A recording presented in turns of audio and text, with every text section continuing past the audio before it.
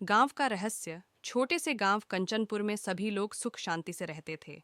गांव के बीचों बीच एक बड़ा और पुराना वटवृक्ष था जिसे लोग मुरलीधर का पेड़ कहते थे। कहते हैं कि इस पेड़ के नीचे बैठने से हर समस्या का हल मिल जाता है। लेकिन एक शर्त थी, वहां बैठने वाला व्यक्ति अपने सवाल के जवाब के बदले अपना सबसे प्रिय सामान पेड़ के पास छोड़कर जाना पड़ता था। गांव में एक गरीब किसान रामू रहता था।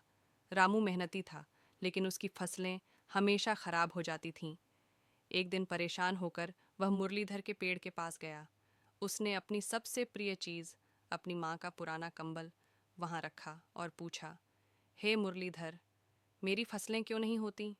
पेड़ के नीचे से आवाज़ आई, रामू, तुम मेहनत तो करते हो पर ध्यान नहीं देते।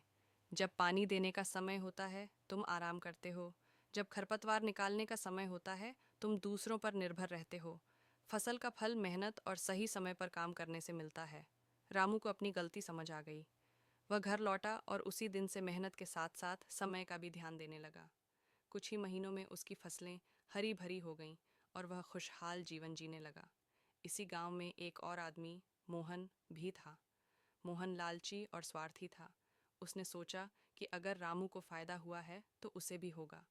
वह पेड़ के पास गया और नकली सवाल लेकर पहुंचा, हे मुरलीधर, मैं अमीर कैसे बन सकता हूँ?